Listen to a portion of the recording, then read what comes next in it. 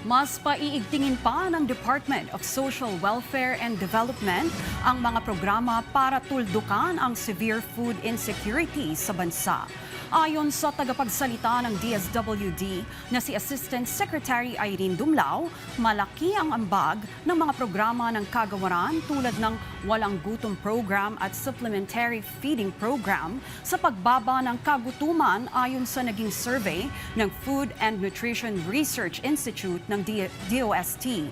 Patuloy rin ang pakikipag-ugnayan ng DSWD sa mga magsasaka at mangingisda na matiyak na tuloy-tuloy pa rin ang kanilang pagtatanim, pagsasaka at pangingisda gamit ang iba't ibang teknolohiya sa gitna ng nagbabagong klima, katuwang ang iba pang ahensya ng pamahalaan. Mahalaga na yung naituturo natin sa ating pong mga benepisyaryo yung mag-prepare ng mura, masustansya at masasarap na pagkain. And mas mahaganda yung ugnayan natin ngayon with the farmers kasi walang mga middleman. So yung halaga na tinatanggap ng ating pong mga program beneficiaries under the Walang Gutom Program ay mas na-expand. Ibig sabihin, mas marami po silang nabibili kasi mura yung nabibili nilang mga pagkain.